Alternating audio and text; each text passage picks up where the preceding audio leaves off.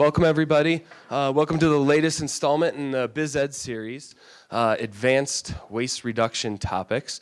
I'm really excited today. We have three amazing panelists with us who are going to share their insight and their industry expertise with us, and then we're going to have an opportunity to have us just fire questions at them. And hopefully we use them for the entire time, because I know that these guys have a lot of things we can squeeze out, a lot of knowledge, a lot of information that we can really tap into. So we're going to start off with each one of them presenting, and then we're going to sit down and have a panel discussion. If you could each hold your questions till the end, there's going to be plenty of time for that panel discussion, okay? So we're all pretty familiar with the 3 R's, right? Reduce, reuse, recycle. And really from a business perspective, once things leave our door, we're not always sure how value is necessarily created, what the markets look like for a certain material, why it's as valuable as it is, why we can or can't actually recycle certain materials because of where we may live, because you may have lived someplace else and said, well, why can't I do this? And also, you know, there's other things that we purchase all the time that actually the creators of, the producers of, actually have a responsibility to take back in some cases. And so all of these things can get kind of lost in the muddle when we're just focused on increasing our waste diversion through a new single stream recycling program, or actually just trying to keep our doors open and maintain a profitable business. Today I want to pull back the curtain a little bit on some of that stuff. And I think that these three panelists can help us do that. So the first individual I want to have speak today, his name's Jamie Gormley. He's with Centennial Recycling. It's out of Aurora, Colorado, if I'm not mistaken. And, you know, I've heard him referred to as a, I had to get this right, post-consumer plastics specialist, but it kind of sells it short because I know he's super hands-on. He helps set up recycling programs. Maybe more importantly, he helps them improve their processes so that they get every ounce of economic value and environmental value and resource value out of the materials that are coming off of a waste stream. He's also he's managed different recycling companies, and he started and ran a MRF, which I know he's going to be talking about here in just a little bit. So if you would all please welcome Jamie Gormley. Thanks, Pat. Thank you. Just one thing really quickly. I am from Fort Collins, not Aurora, Colorado. Just get that straight to begin with. So Centennial Recycling, we are a brokerage firm. There's 6 of us in our company. So what we do is we set up recycling programs for companies and market the material. So regardless really of what material you produce, we have a market for it. One thing that we kind of differentiates us from our competitors is everything we do goes mill direct. So it goes from the person that's processing the material directly to a paper mill or a steel mill, something like that. So we're kind of the middleman, but I like to think that we're important in the process as well. So we're going to look at today going from just a bunch of things that you know, you take out to the curb to exactly how that gets to market. So from waste product to commodity. So very basic, I think probably most of you know this, but we'll go over it quickly. When things are recycled, they go to a mill to be made into new products, whether that is a fiber or a metal or a plastic. Once it gets recycled, it goes into a mill of some sort and it gets made into a new product. Each mill handles a specific grade of material. So there's not one fiber mill that handles newspaper, cardboard, and office paper. There are, you know, cardboard mill, there's a newspaper mill, and there's office pack mills. So the timing on this is crazy because as of next week, one of the largest newspaper mills in the western United States, they're closing their doors for good. They've tried to sell the mill, all these things they've attempted to save it, and it's just not happening. So what that means is there's 30,000 tons of newspaper that no longer have a place to go to this mill.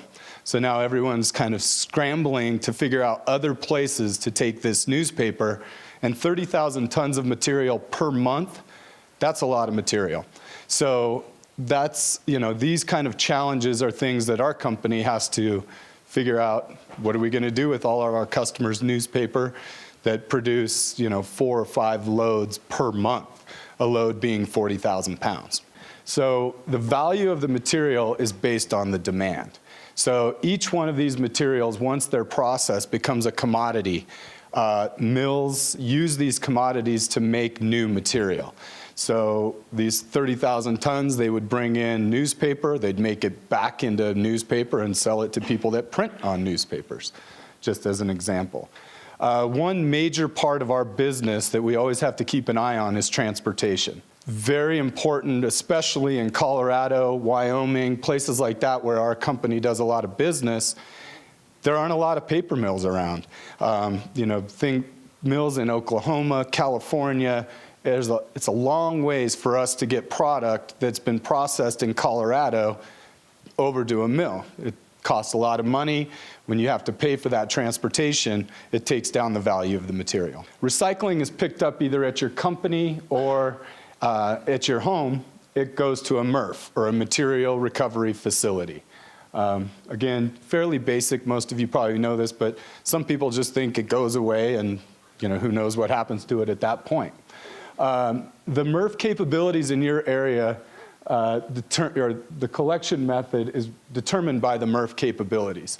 So here in Fort Collins, our MRF is out here run by Waste Management.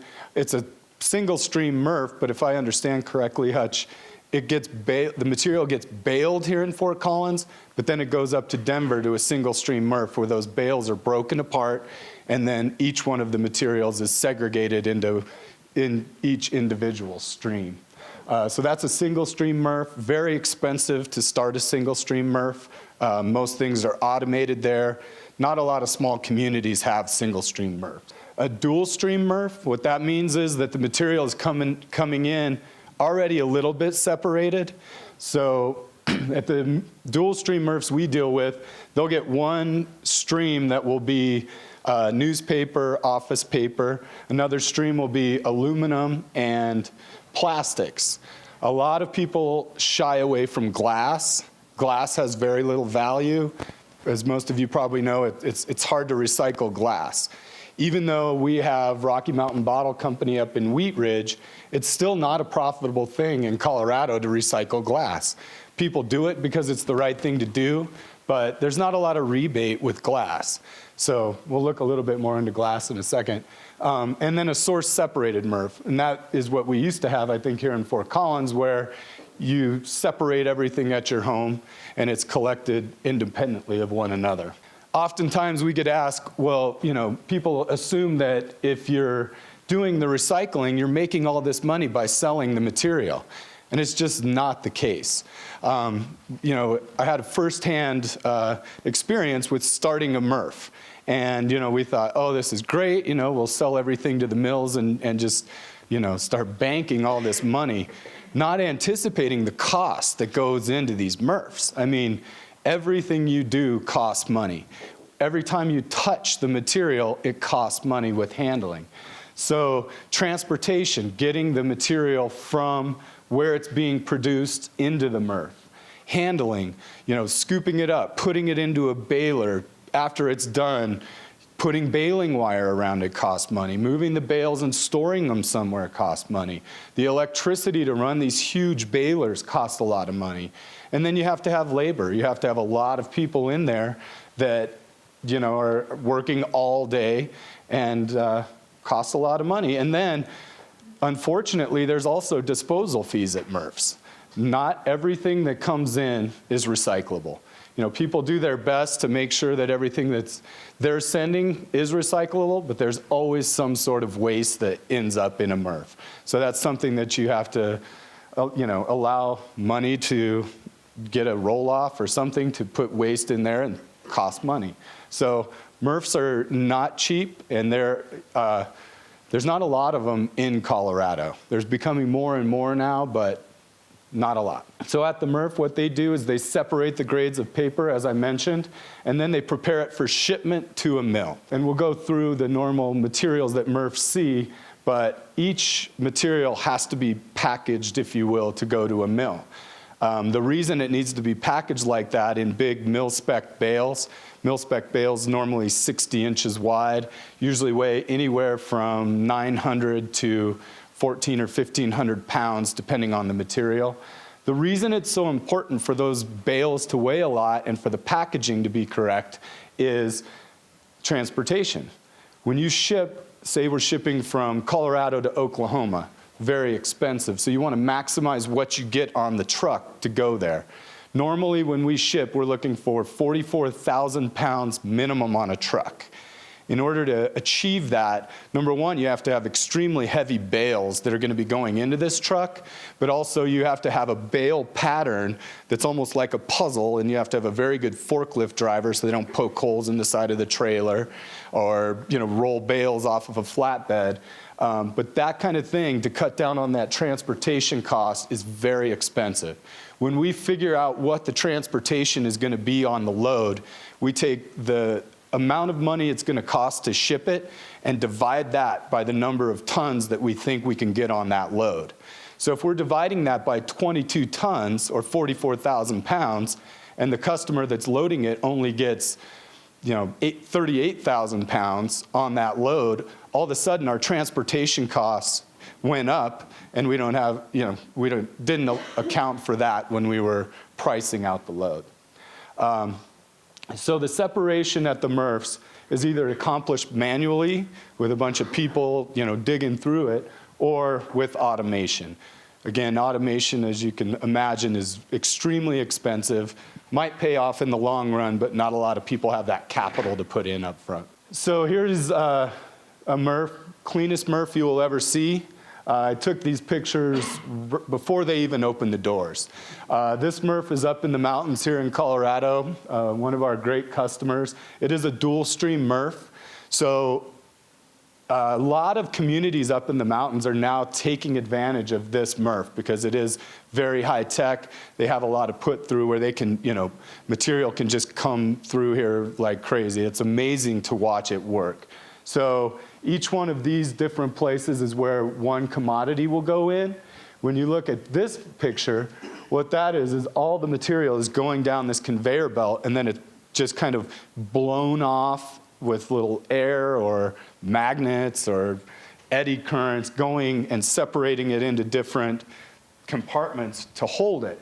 And it's hard to tell, but you can see the size of these compartments, very big compared to that loader. When you're talking about something like plastic or the HDPE, the milk jugs that I showed at the beginning, it takes almost a full compartment like that to make one bale of those milk jugs. It shows plastic is very hard to recycle because if you're trying to bale it in order to make weight on a load going either domestic or export, it takes so much of it to make one bale because, you know, once you compress it, it goes down to next to nothing. So kind of an interesting thing with these MRFs. And at this MRF, this is the baler. That baler is so automated, you can choose what the commodity is that you're going to be baling. You put that into the computer, what you want your bale weights, how many baling wires you want on there. I mean, it really is, it's more high tech than, there's no way I could run it. I'm amazed just watching it work. So their bale weights go anywhere from probably 900 up to 1,400 or 1,500 on their bales. So large producers of material normally can go mill direct with that material. So rather than shipping into a recycling center where all the work is done at the recycling center, if you're producing so much of one commodity or another, a lot of people will have balers right there on site. Some companies have multiple balers on site. A good example of this around here, Anheuser-Busch. They produce about 8 loads of cardboard per month, load being 40,000 pounds. So they have a cardboard baler that's going all day long. So they're baling their commodities on site and then going mill direct, cutting out any other handling or transportation or anything like that that would take away from the rebate that's allowed for the material. Like I said, 40,000 pounds is a normal shipment. We usually try to go 44,000. There's times when if it's a good loader and they have a good baler, you might have to take bales off. If you ship anything into California, it's extremely difficult. Just because of the laws going into California, truckers won't want to take that much material. So 40,000 is usually the minimum. We ship loads 47, 48,000 pounds if we can. And like I said, the more that you get on the load, the less costs on the transportation per ton. Shipping options, normally folks like to ship in a 53-foot dry van trailer. Plastics, newspaper, things like that. When you enclose it in a trailer like that, there's not a lot of things flying off as you're going down the road. A flatbed trailer, oftentimes you can get more weight on a flatbed trailer, but a lot of our customers, even though they can get more weight, won't want to ship in a flatbed trailer. We work a lot in the mountains. There's one person in the mountains that's responsible for all that recycling. So if a flatbed trailer is going down the road with cardboard bales on the back, and there's cardboard flying off and going on the side of the road, they get the phone calls. So they say, we don't care if we make less money, we want to ship in a dry van just to make sure that we're not polluting the environment. Overseas shipping container. There's some customers that we have that would rather make no money than ship export. Unfortunately, export is a huge part of recycling. Oftentimes it leads the pricing for the domestic mills. Overseas shipping containers, usually we ship in 40-foot high cube containers. You've probably seen them, well, maybe not. We don't see a lot of them in Fort Collins because we're so far from the coast. But if somebody's going to ship in a container, normally in Colorado what they do is they will load the container at their facility, make it as heavy as possible. The container will then go to a rail yard, get put on a train, and goes to the coast and then gets put on a ship that way. So it is a major part of our business with all commodities. Well, we don't ship many metals export, but other commodities. As a recycler, you almost have to have that outlet for your material because there's, domestic options are limited. So the reason folks go mill direct is because oftentimes there's more of a rebate allowed from the mills. Rebate is what the mills or what the recycling companies are offering for your material. Rebates are small. They are, if you think about it, if you're receiving $100 per ton for your cardboard, $100 a ton seems like nothing. I mean, a ton of cardboard is a lot of cardboard. So, if we're looking at a full load of cardboard, a truck going down the road, and this $100 that's just a number I made up. Cardboard right now, nobody is making $100 a ton on it. The market is in the toilet. So rebates fluctuate depending upon supply and demand. So a recycling company or a mill, they are offering money for the material because they need to get the raw material in to make whatever product is coming out the other side. So that's what the rebate is. So if you're shipping directly to a mill, you might make more as far as a rebate goes, just because you cut out the transportation and handling and all those little steps along the way that I mentioned cost money, but there's a few things that have to be done. Your material has to be clean. If you ship dirty material into a MRF or waste management and they see that it's dirty, they can break open that bale and segregate the material and rebale it and clean it up. If you ship that same dirty bale into a mill, it's waste. They don't have the labor, they don't have the process set up to actually clean that up and take the good stuff out and get the bad stuff out of there.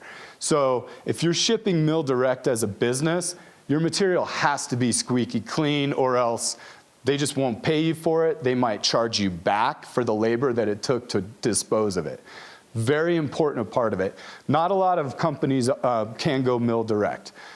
Maybe distribution companies, people like Anheuser-Busch that I mentioned, that they have the same material being generated all the time, so they have the process down. Another thing, you have to have forklift drivers that make weight going mill direct. As I mentioned, in Colorado, there's not a whole lot of mills. We just within the last 6 months have our first, that I'm aware of, plastic processor in the state.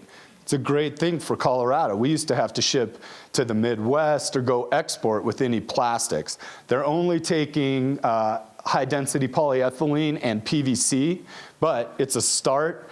You know, if I had my way, we would have PET mills all over Colorado because that's the plastic that is produced most in the waste stream. So, as I mentioned, the baling process, incredibly important part of recycling because it makes a difference on the rebate as well as the shipment. So high density bales. Oftentimes you'll see behind a grocery store or something like that, a little 48-inch downstroke baler. You know, that thing will work all day, they put it in there, and that will make a bale that's anywhere from probably 400 to 600 pounds. That's not cutting it. I mean, if we want to ship mill direct, that bale is a detriment to us. Oftentimes, if you get light bales like that, you either have to pair them on a shipment with a 1,800 to 2,000 pound bale in order to make weight, or they cut the wires and rebale it when it gets to a recycling center. You just have to have high density bales in order to make weight on shipments. The baling like that, you make more weight on the truck.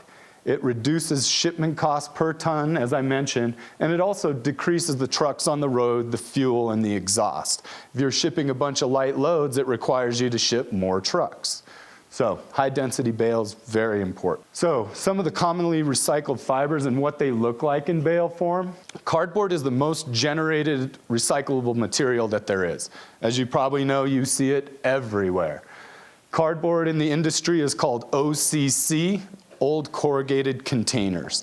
So a lot of what I'll be talking about today is when we get to markets and those kind of things pertains to cardboard, just because there's so much of it out there.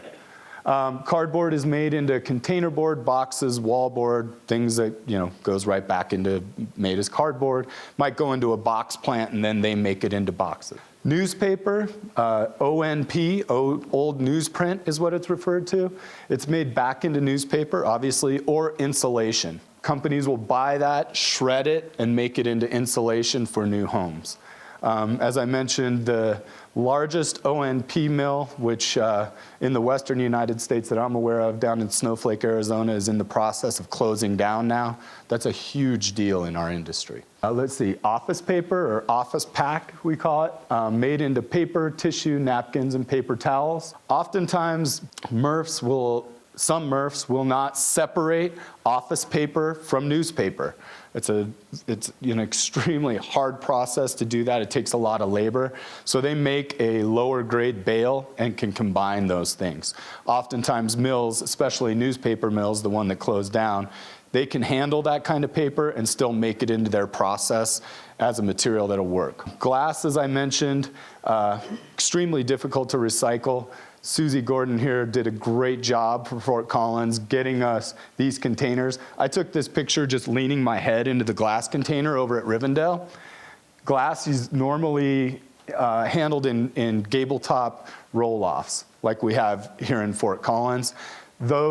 They weigh a lot of money, but when you drive that down to Wheat Ridge, to Rocky Mountain Bottle Company, you know, you're not getting rich off of that. The transportation down there can sometimes cost more than the material is worth. So glass can be a thorn in people's side. PET, as I mentioned, PET is generated far more than HDPE. So a lot of times communities will only do ones and twos. Number one is PET, number two is HDPE. PET is made into carpet, fleece, bottles, containers, things like that. As I mentioned, there are not a lot of PET mills anywhere close to Colorado. If we want to ship PET to a mill, oftentimes it goes to the Midwest or to California or export. Normally, if we ship a load of mixed plastics, so since they're generated at such a low rate, in order to help our customers with movement, we'll ship PET on the same load as HDPE. On that 40,000 pound load, the normal breakdown of the materials, you get about 20,000 pounds of PET on the load, 15,000 pounds of HDPE natural, which is the milk jugs on the bottom, and then only about 5,000 pounds of HDPE color, which are your laundry containers, those kind of things that have color. It has less value than the natural material, or the milk jug. So that's a pretty normal breakdown on a full load if you're to mix PET with HDPE. HDPE is made into a number of different things. Fencing, just noticed this weekend, porta potties, if you're in there, it has a little number 2 on there, porta potties, toys, barrels, big drums, other containers like milk jugs.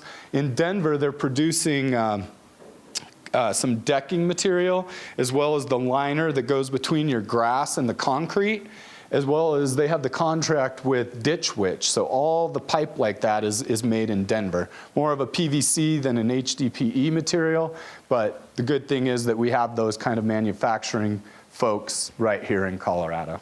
Aluminum, or UBC, not produced at the rate that you would think with the folks drinking beer and things here in Colorado. Very high dollar commodity.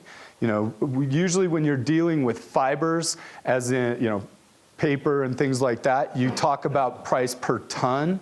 When you're talking about plastics or aluminum, usually that's in cents per pound.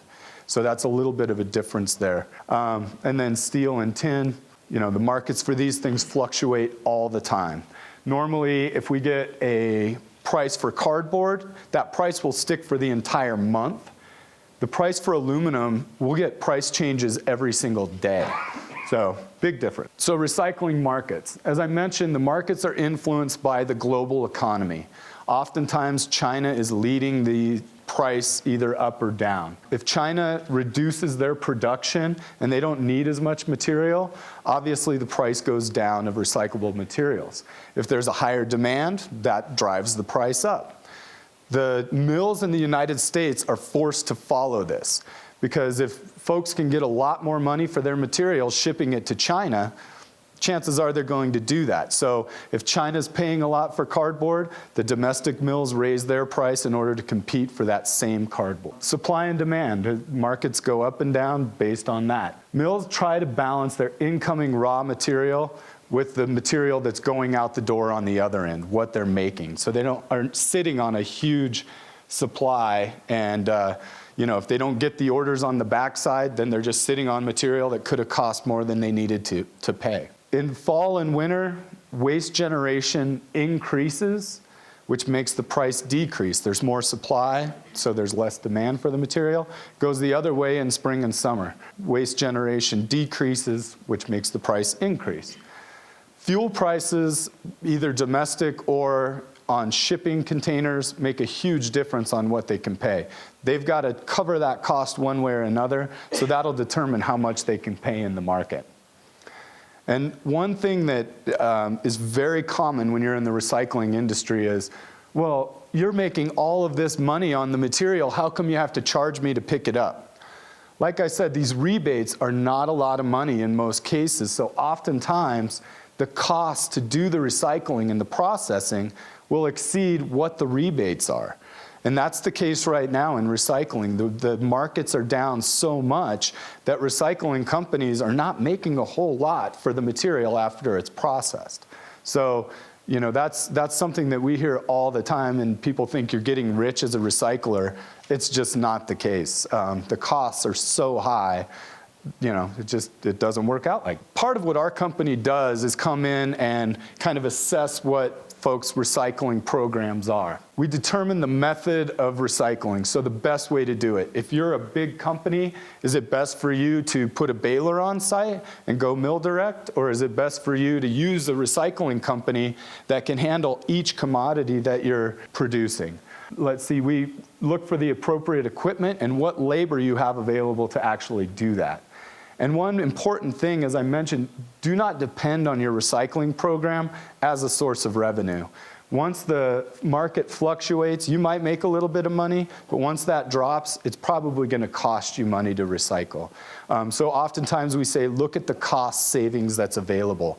You're going to take it out of your trash. You're going to cut down on the pulls that you need from your trash company. So oftentimes that will save you money rather than make you money. And getting the right person in to look at your program can be very important as well. My company, we purchase full truckloads of material, as I mentioned, go directly to paper mills. We usually try to set up programs depending on the needs of each specific customer. That allows small businesses or medium-sized businesses to kind of hang with the big boys and be able to go mill direct.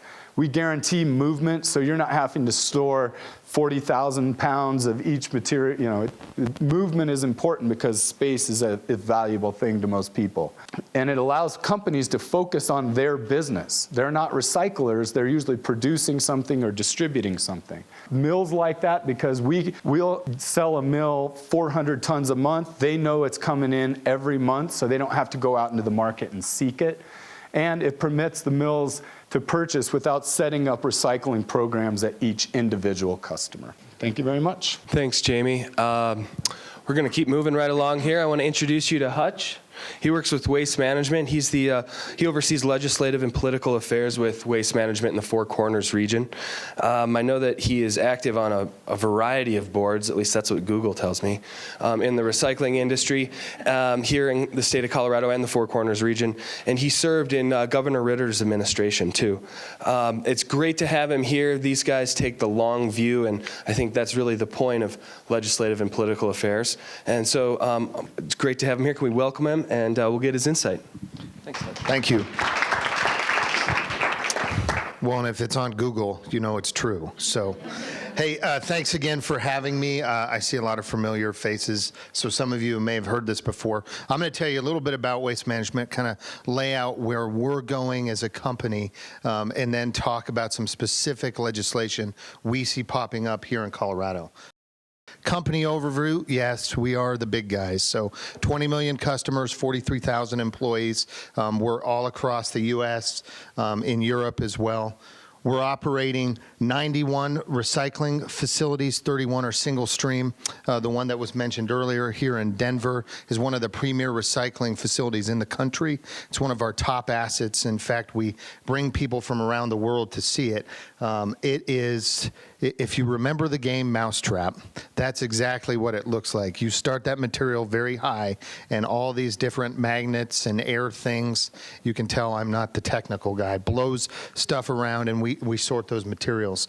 Some other interesting things you'll see here is 34 organic processing facilities. We really see composting, organic material as the future of our industry. So 8 electronic waste and recycling processing plants. We're opening more and more of those every year. We have a very large one here in Denver, and I'll talk about e-waste and e-waste legislation. Right now, we're collecting about 8.5 million tons of recyclables, and we're operating those facilities to take those in. This is the big change. So about 6 to 7 years ago, our CEO said, we're going to get out of the landfill business. Now, you can imagine what that, a lot of people are saying, you got to be kidding me, man. But he said, we have got to take a different view. We have to begin to manage materials. We have to begin to turn ourselves into an energy company, not just the guy that's taking the dead bodies at the back of the house and burying them. So that's what we're doing. It is a major shift for the industry, and it's pushing a lot of the other big players to look into more recycling. We focus on developing sustainable solutions that are environmentally and economically stable. So the key there is to remember we are a big company, we're publicly traded, so we have to be able to make money at it, but we also have got to go to our customers' needs on recycling more and diverting more. Our sustainability initiatives right now, these are our goals for 2020. We met our mark in 2010.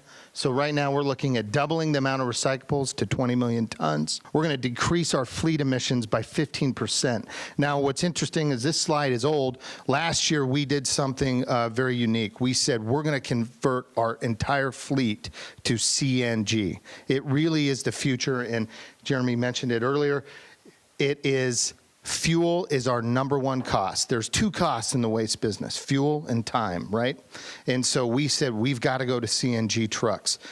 This, again, was another real push in our industry. Us, UPS, Coca-Cola, we're the largest fleets in the country. So to do this, we're going to look at doing some CNG legislation, which I'll talk about a little bit later. Double the amount of renewable energy we produce. One of the interesting things is right now with our waste to energy facilities, mostly mostly on the East Coast, and our methane capture facilities, where we take the methane that comes off the landfill, capture it, turn it into electricity. We're now powering 1 million homes just off of those facilities.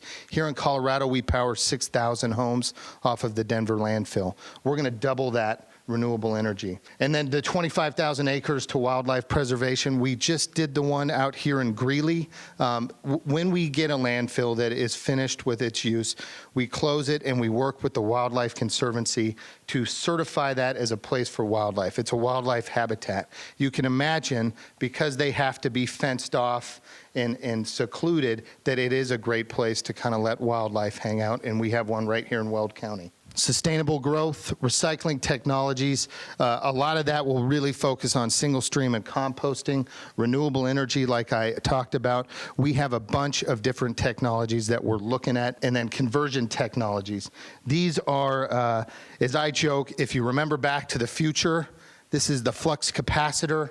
Archification, gasification, those type of things. How do you take waste and really turn it directly into energy? Single stream recycling, I think you got most of that in the previous presentation. One of the things we see from a policy perspective is for small communities, and I deal a lot with little towns out across the West who want to try and get any type of recycling, any type of diversion. Single stream, we know, on average, is going to get 50% more recyclable materials if you move to single stream. So e-waste, fascinating place. I spend a lot of my time working on e-waste legislation. We just passed a bill last year in Colorado. E-waste is getting that electronic waste out of people's homes and garages and into the right place. Because if you look at a computer or any of those peripheral devices, almost everything in there can be recycled. The plastic is great plastic. You have valuable materials inside there, gold, all kinds of things in that e-waste. And the saying in the electronic waste recycling industry is, everybody has, on average, 8 to 12 items in their house, and we're all smart enough to know you're probably not supposed to put it in the trash, but we don't know what to do with it. So one of the things we're after with our 214 collection depots is we're trying to be within 20 miles of 95% of the population, so everybody can at least get that material and not put it in the landfill. Organics is really where we're putting a lot of our conversion technology money into, not just composting. Here you're looking at a traditional composting facility with the different levels of compost as you go down there. But municipalities, big customers, they're looking for ways to guarantee that not everything that we're taking is going into the landfill, that it's being reused. Some of the stuff that we're looking at organics, one of the really cool ones in my mind is we're taking woody biomass, right? And we're converting it. We're working with a company in Texas to turn it into jet fuel. This is at the request of the Department of Defense. They want to figure out a way to get out of being in foreign places where they cannot get oil or fuel. So this is the type of stuff we're looking at with organics. Recent legislation in Colorado. Now, this slide, the only sad thing I will tell you about this slide is all of these bills happened in the last couple years and none of them passed. I'll start at the top. Sharps legislation. This was a bill I took on for waste management. What we see is here in Colorado and in most of the country, there is not a rule for getting needles for people who diabetics who self-stick. There is no rule for not putting those in the waste stream. So you can imagine we have 100 people sorting at that Denver facility. We're having folks getting stuck, a whole lot more with needles.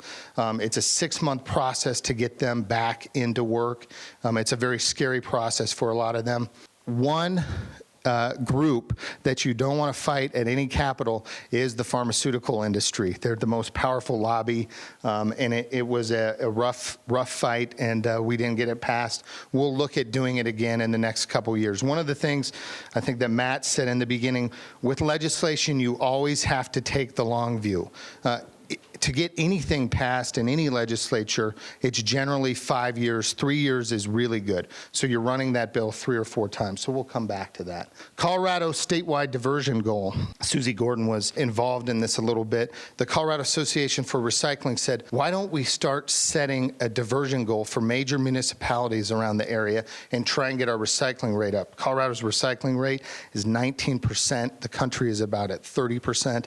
So we're way below the national average. This bill, very hard, once again, to fight municipalities. The Colorado Municipal League, Colorado counties, we are a very strong home rule state, and they wanted to be able to control that. That did not get very far. Bottle bills, we see these come up every couple years. If you're familiar with a bottle bill, it's the deposit, get the nickel back for turning in the bottles. The problem with these, we haven't seen a bill like this passed in 20 years. Deposit legislation, in my opinion, really is, it's past its prime. With curbside and single stream recycling, we're getting more diversion that way. And you don't have retailers or anybody who wants to have, if you guys remember, can banks or any of those type of facilities at their stores. Then a local waste contracts bill. This was just a really rough bill, not just for waste haulers, but for cities. We had a representative from Arvada who had decided, because the city of Arvada had started to talk about waste diversion and had started to talk about the concept of pay-as-you-throw. She was very upset about this, and so she ran a bill that said any city that wants to contract its waste service, they must put that to a vote of the people. So that bill died, thank goodness, because that would have been very problematic, not just for waste haulers, but for cities to try and contract services. Colorado's e-waste bill. This is a great bill. We passed it, so that's really exciting. This was on its 4th try when it got passed. It passed last year. It actually goes into effect July 2013. It bans electronics from landfills. It also, what I didn't put in here, is requires the state to use a certified e-waste recycler for all of their e-waste recycling. And so you can see where a lot of the lobbying and negotiation came in was right in what was included there. But we got almost everything included. Future legislation and policy trends in the West. So this is what we're looking at and what I see in the 4 states I cover here in the 4 corners. CNG incentives legislation. So you can imagine Colorado, Utah, New Mexico, lots of natural gas industry, lots of drilling there. We're working with those folks to try and get some incentives, not just for the conversion of trucks, but also for the infrastructure. It's very interesting. You have fleets that want to convert, but there's not enough fuel stations to get those trucks, especially on the long haul. Plenty of CNG infrastructure in Utah, but then once you get to Grand Junction, there's only one CNG station in Rifle, and then there's no CNG filling. So you've got to have that infrastructure there. Pay-as-you-throw. This is not a legislative topic as much as it is cities and counties all across the West are really looking at this. Cities are really trying to do more to divert. They want to set waste diversion goals, which we think is great. In fact, one of them that I'm just finishing up with, and it's the first I know of anywhere around, is Summit County. So Summit County is going to set a pay-as-you-throw policy, the entire county. They have Breckenridge, Frisco, all the cities are on board to do that with them. They are really going to, I think, be a leader by doing this. And the reason why Summit County did this is they said, look, a lot of the tourists that come to Colorado, this is what they see of Colorado. Now, the problem with that is they're coming from all across the country, and they're used to single stream recycling. What they have is a source-separated dual stream, and it's just not getting the diversion rate at all that they want. I mean, I didn't know this, but you figure as much. 57% of the households in Summit County are second homeowners. And so they want to increase that diversion. They want to see if they can do better, and so the way you do that is put in pay-as-you-throw, make everybody do it. Expansion of the renewable portfolio standard. There was a bill that came up at the end of last session. The RPS standard, includes the methane capture. It includes all different kinds of things that can go against those renewable standards. One of the things was a company out of Fort Collins here who was looking at trying to use some of that gasification technology. That wasn't in the RPS standard. They wanted it added. The bill was introduced very late in the session, and it was killed. I expect that they'll come back again to try and increase that. Organics and composting. I've really gone over that. I mean, it's just cities want more access to composting. We try and work with our cities, like the city of Denver. We have a 30-acre composting facility that's opened up, but we want to work with those city park departments. So when they bring in material, they can get so much composting back, as well as for folks who want it for their gardens and that type of stuff. I mean, traditional composting is tough here in the West because it's so arid. So it takes a long time to get that compost to where you need it to be, but we're going to push it because that's what folks want. Diversion goals I talked about. One of the last things I kind of want to leave you with is we want to really, from Waste Management's perspective, have balanced regulation at all the levels. So like Summit County is doing, everybody's going to be forced to do pay-as-you-throw. Everybody is going to be forced to do recycling. We want it to be for everyone who's involved. Municipalities need that flexibility.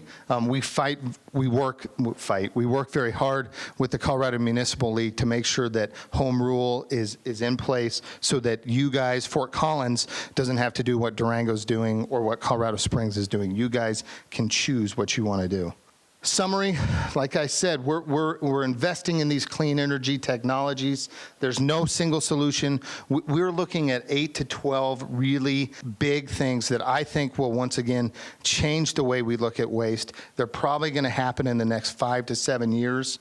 And I think what I'll close you with is one of these technologies that for us has really defined that closed loop solution. So we partnered in California with a company called Linde. It's a German company. We figured out a way to take the methane off the landfill and convert it into liquid natural gas. So now we are powering 900 of our trash trucks every day in California off the landfill. That's really where we see the future. That's the way you take care of waste. So thank you very much. So many of you guys might know me as the waste diversion specialist over at New Belgium. And I've been with New Belgium about 8 years. The past 5 of it, I've been the waste diversion specialist there. And I'm just now transitioning into the sustainability department, and will be taking on a sustainability specialist role there. So in all these, in those 2 roles, I've definitely worked with our product stewardship efforts there. So I'm going to run through some of these ideas through that. So what is product stewardship? So the idea of product stewardship is looking at a product that you're making, looking at the whole life cycle of it, and taking into account the people and the environment that'll be impacted by it, and reducing any negative impacts that you can do along the way. So this is a diagram that kind of talks about product stewardship. The idea is, before you even design or launch a product, can you install any energy reductions? Can you think about how to minimize packaging? And then when you start making it, can you create relationships with your suppliers? Who are those people? Are they sustainability minded? What are they doing? Then you manufacture the product, and what conservation efforts can you do in that process? When it gets out there, can you reduce transportation, reduce energy costs in cooling our beers out in the world, out in the market? And then when it gets to the consumer, and recycling in the end there. So that's kind of the life cycle of a product, and thinking about the whole cradle to grave of your product. So at New Belgium, we were pretty fortunate that our founders, Kim and Jeff, actually instilled product stewardship in the beginnings of the company. Kim and Jeff went on a hike in 1991 before they even packaged their first beer, and they said, hey, let's talk about how we want to run our company. And they created a list of some guiding values that they wanted to instill in New Belgium. So this is our company's core values and beliefs. We've added on a couple throughout the years. A couple of these are pretty key key to product stewardship. Kindling social, environmental, and cultural change is a business role model, and environmental stewardship, honoring nature at every turn of the business, are a couple of them. As we've moved on since 1991, we have a little more money in our pockets, and we're able to pay a consultant to look at a life cycle assessment. This was key into looking at the whole life cycle of a six-pack of fat tire and seeing what opportunities we have to reduce any health or environmental impacts, negative impacts. So this took into account the farms that we buy our barley and hops from, the manufacturing of our beer at our brewery, and when it goes out to market, the cooling, the transportation of our product before it hits the consumer. So from that life cycle analysis, we were able to see that we had some opportunities around the retailers, glass, and barley. And so this was a really nice piece of information for us. So through that, we were able to start conversations with our retailers and say, these open air coolers ended up being the big piece. We thought it would be transportation, but this was the biggest piece of greenhouse gas emission. So we started conversations with our retailers saying, you know, how can we start moving away from these guys? We also, glass was in the mix. We've always tried to be conscious in our packaging. We've had goals along the way, but through that life cycle analysis, we were also able to start thinking about our packaging in a deeper fashion and really set some metrics and some guidelines around that. In the past couple of years, we've created some source reduction goals, some sustainable material utilization goals, and some recycling goals. And one of these is key, is that we're continuously exploring what innovations are out there. So we're not just saying, cool, we solved it, we're 100% recycled cardboard now. We're meeting with vendors and asking them what's on the horizon, what's next. Barley was also in the mix on that. And we're now having conversations with our barley farmers to find out what kind of opportunities we have to make barley farming a more sustainable farming process. Some other product stewardship initiatives that we're doing in the company is we also have a sustainable purchasing guidelines. So when we look at our supply chain, we buy grains, we buy all different kinds of materials for the recipes that make our beer. And so in those conversations, we want to work with companies who are sustainable business role models as well. And so when we go to bid to find a new vendor, it might not be the lowest bid. That's not necessarily the end all for us. It's also knowing that they are being a sustainable business role model as well. So we might ask these guys one of these four questions, and are they measuring and minimizing their environmental footprint? Do they have a culture where employees can participate in sustainability initiatives? And do they have a management system which demonstrates environmental commitment by setting goals? Are they working to what sustainability efforts are they doing? So this was my role the past 5-6 years. A part of this product stewardship, a big part of it, is what happens to your product after it goes to market, and it needs to be disposed of, and hopefully recycled. So New Belgium on site currently has a 99.9 diversion rate, and that includes our spent grain, which really is a big part of this, as you can see. But we're proud of that, and we've been working hard on that with the help of people like yourself, GIBBS, Waste Not. They help us make that happen. Not to mention that it as Jamie was saying, reuse and recycling pays off. It saves money, and we also get revenue from the sales of our byproducts, spent grain and yeast, and our recycling rebates. That's kind of the micro level of recycling that we do. The macro level of recycling, we're really wanting to move the needle nationally, because we're not just in Colorado. Our beer goes out to many states throughout the nation, and we're also starting to build a brewery out in Asheville. So we need to think of the whole nation. So we were working with Alcoa, who's an aluminum can recycler, put together this a group of about 90 employees, and they pulled them together in Dallas for a big summit. And it wasn't just an informational conference. They actually divided people up into little groups, and they gave them work projects. And we all went home and continued to work on these projects, and are still, we're just in the process of wrapping those up. And so this was an initiative to really to drive recycling rates nationally on beverage containers primarily. Another key piece of product stewardship is EPR, and Hutch was talking about bottle bills. Bottle bills are, I think, a bit outdated. We do support a well-written bottle bill that doesn't impact our retailers, but it's a bad word in the brewing industry. If you say bottle bill, it gets the lobbyist running. And there was a bloodbath about 20 years ago when Coors hired a lot of lobbyists to allow a bottle bill not to be passed. So we have decided to kind of work more towards a similar idea, extended producer responsibility. We're working with a Future 500 company that's collecting a whole bunch of really large corporations, and we're a pretty small fish in the pond in this. This is Nestle and Coca-Cola, a lot of other folks in there. And we're trying to find a way to start the conversation around EPR, some way to actually create a product and create some kind of take back. Now, it could look like a bottle bill. It could be in conjunction with the government. But primarily, we at New Belgium are absolutely happy to pay for the recycling of our product. And I think the idea of EPR is that if you are paying for the take back and the recycling of your product that you put out there, then you're going to care about what packaging you put it in. You're going to care about the recyclability of that product.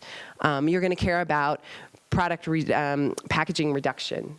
So I think the idea of EPR is a really healthy idea in our community now. So these are some key principles of product stewardship. There's a lot of pieces and initiatives that New Belgium is doing that I could dive into.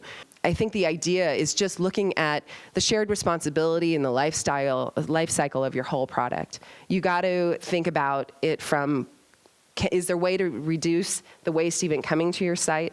Is there ways that you can build in waste reduction along the way? It's also knowledge. It's knowing what are you creating, what innovations are coming downstream, working with your supply chain, having communications with your vendors. We had just last week I went to a paper mill in California, and I was able to tour around, and these guys make our 100% recycled six-pack holders. And during the conversation, they said, we anticipate our products increasing, but we could give you a 30% recycled content material for about the same price, but 100% is going to increase.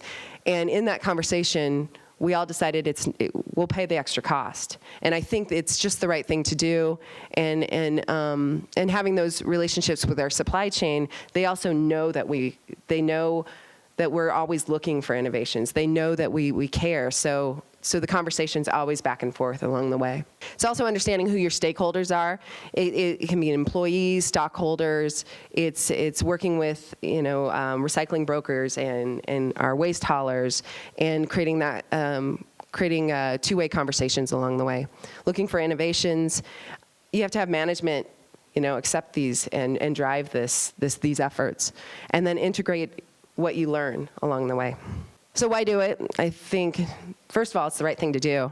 And it's also, it makes business sense. Like I was saying, recycling gives us money in our pockets, and it saves us money along the way. There's a branding and marketing piece for this. I don't think New Belgium ever realized that we would be standing up as a sustainable business role model, but it's worked for us. It's helped us along the way. I've often said, the idea of the triple bottom line, that if you keep people happy, the planet happy, and have a happy financials, those all work together to make a really healthy company. And I've said that we're not a successful company in spite of our love for the earth and our care for our employees, but we're profitable and successful because of it. Thanks, everybody. I'd like to open it up for questions. Hopefully some folks have some questions for these guys, and they're willing to entertain in any way that they can. least your questions. My name is John Dreggett. I work over at Poudre Valley Hospital. We shred a lot of our paper because of HIPAA regulations. Does that devalue the paper or make it any less recyclable? No, it does not devalue the paper. We deal with a lot of shredding companies, and that's just an office pack grade. Goes to the same mill as if it weren't shredded. So there's even places that have difficulty baling newspaper, so they shred that as well.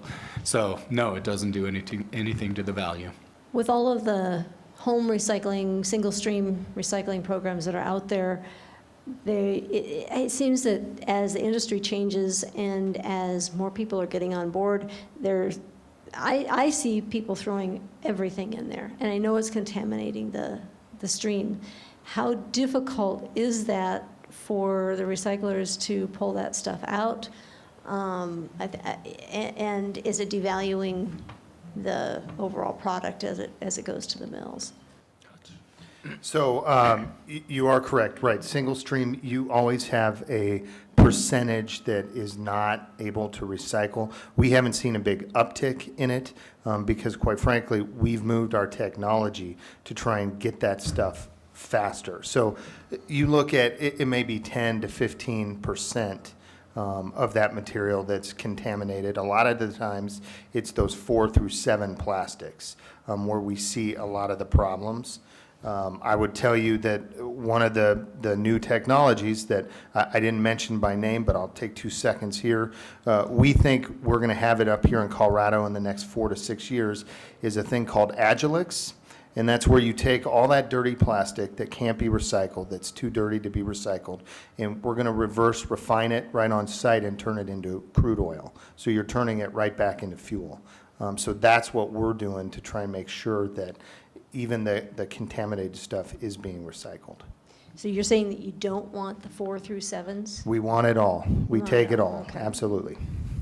Thank you. Yeah, and 3 through 7s is a different market. I mentioned that it's normally 1s and 2s, but most people want to recycle 1 through 7 plastic, so it'll get segregated normally at a MRF into a number 1 PET stream, number 2 HD color and natural stream, and then 3 through 7s just kind of get put in the same.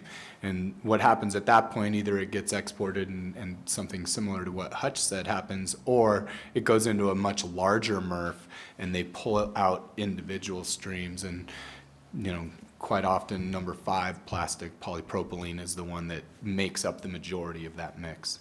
This is for Hutch. Do you foresee any organics composting in northern Colorado? I know we're looking at some at our landfill in Alt, but I don't see anything right now in the near future. The permitting time for the Dad's landfill in Denver took quite a while. And so, the other piece of it is we have to look at how much demand there is for the composting. What kind of raw material can we get in? But I can find out for you and get back to you. I'll check with our guys in Alt. They'll know much better than I will. Hey, Ellie. Hi.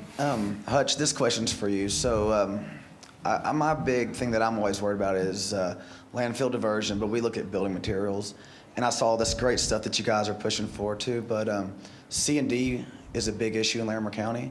And it just doesn't seem like we're ever, worrying more about asphalt or gypsum, stuff like that. Is there any plans for maybe pushing that industry farther along? Yeah, I mean, we have a C&D recycling facility in Denver where we take all that material. We also, on the Dad's landfill, recycle all the concrete, asphalt. Are you concerned that you want some more of it here in the kind of northern Colorado area? It's really hard for us to find outlets for this stuff. Denver's a long way to haul like Sure. one city project. It goes to landfill. Yeah. I will tell you, the good news there is that the future in composting is all that C&D wood is really great wood for composting. And so as we've expanded composting, it's one of the things we've seen that we need is more of that raw wood, raw material. It's a big part of what they call the recipe for composting. And so we'll look at increasing C&D recycling to match kind of that composting. And of course, the metal, the steel, the rebar, all that is just at a great price right now. And so we'll keep looking at it. And, you know, once again, I'm not the operations guy, so I'll check with Alt and see what we're doing here. But I can tell you, nationwide, what we've started to do is do what we call waste mining. So as stuff comes into our transfer stations, like cardboard, like rebar, like wood, we're actually pulling it out before those transfer trucks take it to the landfill because we see that value in that material. So that's one of the things we're doing. Thank you. Anyone else? And just to clarify, while the hands are raising, C&D is construction and demolition waste. Everything from wood waste from your house to rebar and concrete, asphalt. And the other thing is DADS, stands for Denver Area Disposal Site. So sort of the regional area around Denver that's their landfill, so to speak. Okay. I work for a local hauler, so I have a few questions. I thought all your presentations were awesome, very interesting, very informative. I think that paper mill you're talking about is at Abitibi in Snowflake, or it used to be Abitibi? Yeah, okay. So what's causing these mills to close? Why are they not able to stay open? Well, excuse me, that one in particular is making newspaper. And newspaper right now, is there's not as many newspaper, everything is going paperless, or, you know, you're reading the newspaper on your computer or your iPad or something like that. So I would think that's probably the main, and it's not, you know, it's just not profitable. So that's what was causing that one to close. And proceeded with, there was one also in, I believe it was BC, it was the same company, and that closed down 2 or 3 years ago. And now, so I think it's just, you know, the company was kind of on the downward slide. Yeah. Another question about markets in particular. I was reading, I think last week or the week before, about China, and they're starting a new, they're going to be investigating all the plastic that's coming into China for cleanliness, and then they're going to basically put people on a list, the mills, like, this plastic isn't clean, so we're not going to take it anymore. Is that going to affect our local markets? Are you guys aware of that? I'm not aware of that. Okay. Normally, in our company, before we do anything that gets exported to China, we do some background research. Anybody that we export through must show us an AQ-SIQ license, which is given by the Chinese government that says they have fulfilled all of these environmental regulations, and the government has gone in and looked at everything that they've done, and they've passed. So, you know, I don't know if everyone or anyone saw years ago, there was something in Denver where an electronics company, I mean, it was ugly. 60 Minutes was there. They tracked the container over to China and showed, I mean, things were in rivers, there's kids playing, you know, and so, you know, it's important to our company, and I'm sure everybody up here, that we do our due diligence on this end just to make sure that we're not a part of the problem. Yeah, and I would just add that waste management is the same way. Our first goal is to guarantee that it's recycled and that it's recycled within the U.S. So we try and find mills, even if the transportation doesn't always pencil out. We try and find mills, and then AQS, same for us in China. And then I also have a question for you, Hutch. I saw on your slide it said that you guys were the founder of the Basal Action Network. We were one of the founders. Yeah, we worked with a bunch of other folks and helped found that right as e-waste began. Okay. I don't think we were the single founder. Okay, cool. And then I also, final question is Dirty Murphs. What are your guys' thoughts on that? We have a Dirty Murph in Utah. That's one of the few I know that is still around. It's a rough go because the material. Does everybody know what a Dirty Murph is? So, sorry. And sorry about dads. Thank you, Matt. I appreciate that. I wasn't talking about my father.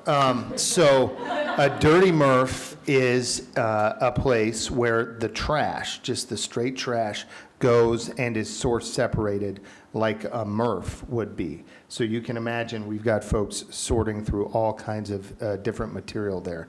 I know that the Dirty Murph in Utah, and I'm not sure if it's still operating. It's very hard because the commodities become so dirty in that process to get any value out of it. We do operate Dirty Murphs still across the country, but really for us, it's the single stream Murphs. That is the future. That's where we're pushing because of the increased diversion rate and because we know we can get those markets, those products to market and to mills that will take them. And for us, that's what our customers are asking.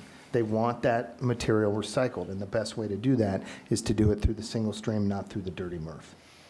And I had a customer that probably 3 years ago started a Dirty Murph here in northern Colorado, and I believe it was up and running for 1, maybe 2 days, and they put 40 tons through there, and they just threw up their hands and said, "This is ridiculous. What are we thinking?" And so now they just bring recycling in there, and everything else goes to the landfill. Well, I asked because there's a hauler in Boulder that's going to be implementing a Dirty Murph. Is that right? Yeah, and so I just thought that was kind of interesting and wasn't sure what you guys thought the value was because it sounds crazy to me. It is crazy. Yeah. So this is a question for ALIE. What is New Belgium doing in terms of glass recycling? Now that we've learned that glass is really one of the tougher materials to recycle, what kind of steps are they taking? Well, right now we are working with, well, there's a couple happenings that I'm aware of. So here locally, it's likely that in 2013 we're going to see an optical sorter go into, I think, the Franklin Street MRF. And it's almost there. It's almost there. So that what's going to happen with that, at least in our region, is that's going to make what at one time maybe 20 or 30% of the glass that was pulled out of the waste stream because of breakage along the way, it would just end up as landfill cover at the end of the day. And now that'll up collection recovery rates probably up into like 80 and 90%. So that'll be nice for this region, and hopefully hand in hand will increase the recycled content in our bottles. Now nationally, it's a challenging recyclable nationally.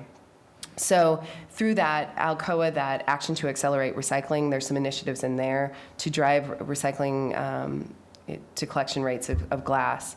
Nationally, it's challenging because every region is different, every MRF is different.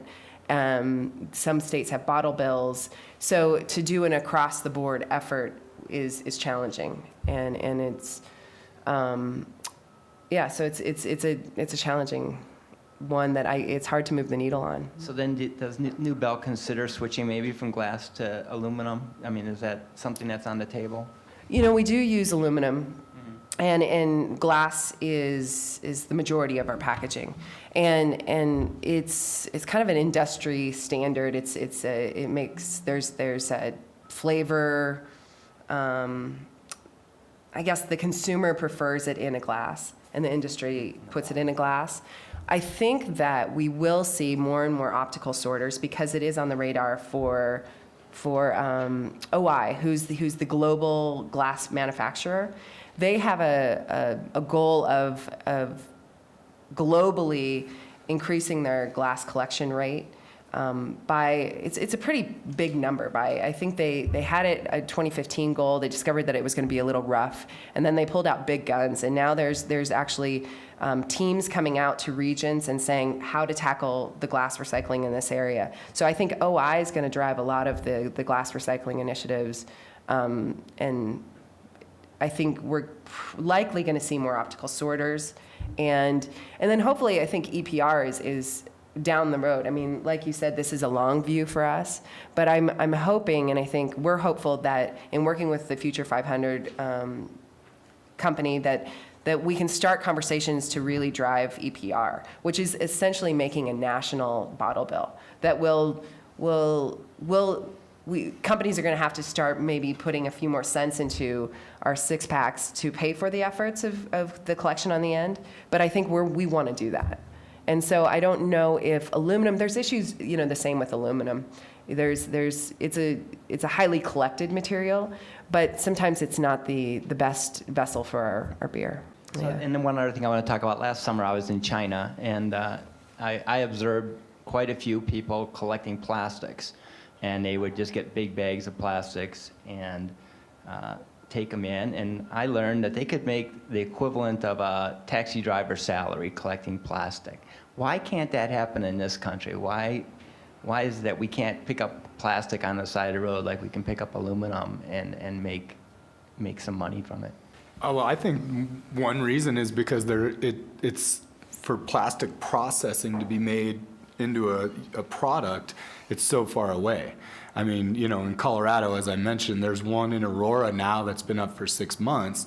But, you know, if you think about a bottle of water, PET, which normally has the highest value of the plastics, I mean, if you think about the weight of that, I mean, there's no weight behind that. So, you know, if you had a trash bag full of those, I mean, you might have a pound, 2 pounds, 5 pounds, and then, you know, if that material is selling for, you know, 20 cents a pound, it's like, here's your dollar, have a good day. So, you know, I think that's part of it. Hutch, you might have another opinion. No, I mean, but that's it.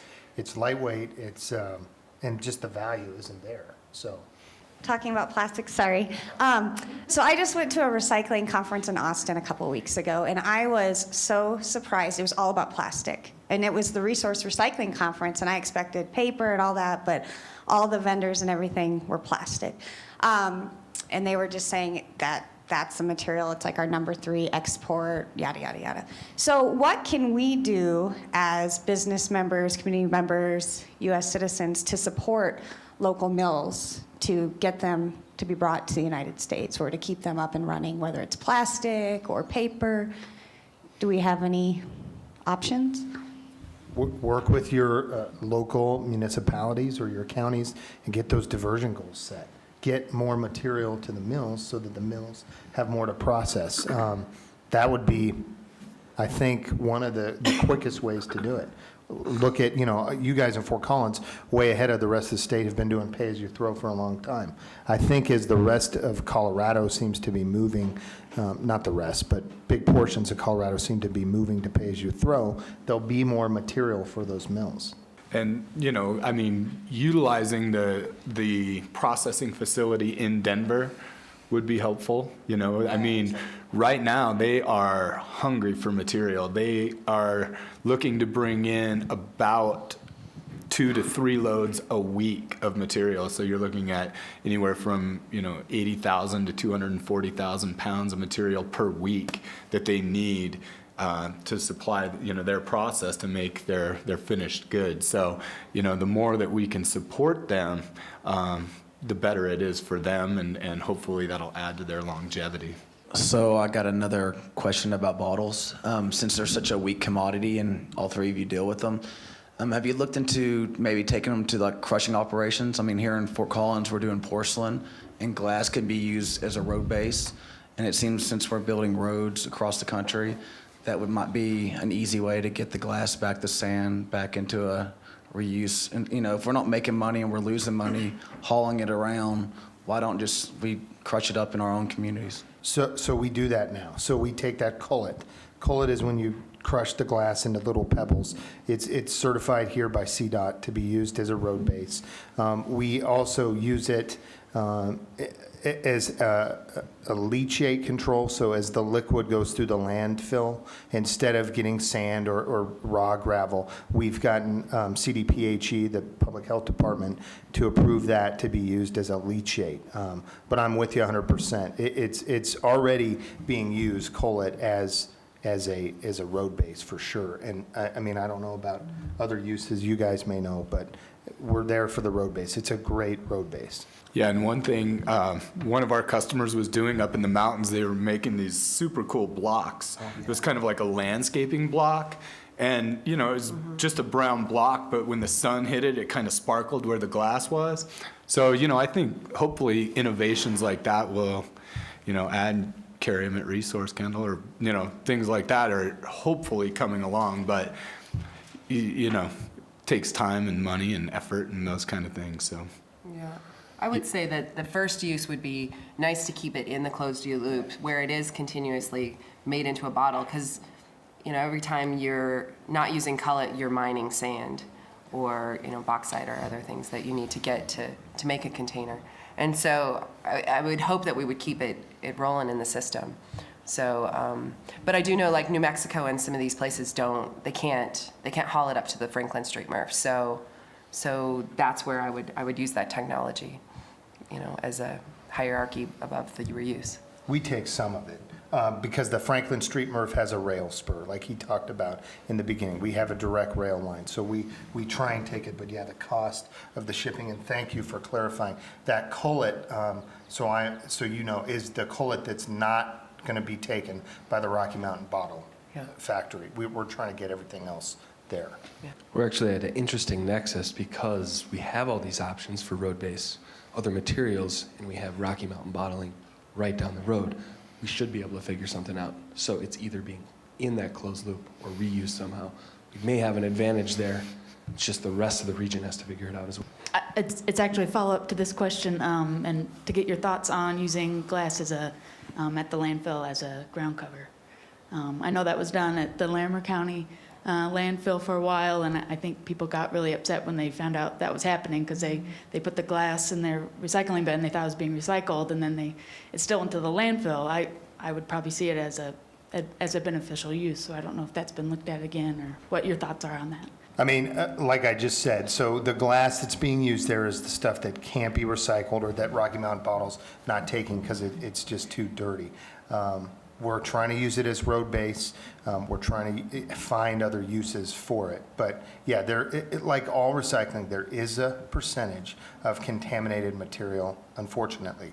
That's why we're putting so much money into all this future, what we call conversion technology, so that we're going to get to zero at some point. So everything is being recycled or reused at its best use. Well, thanks, everybody. I want to give these three a round of applause.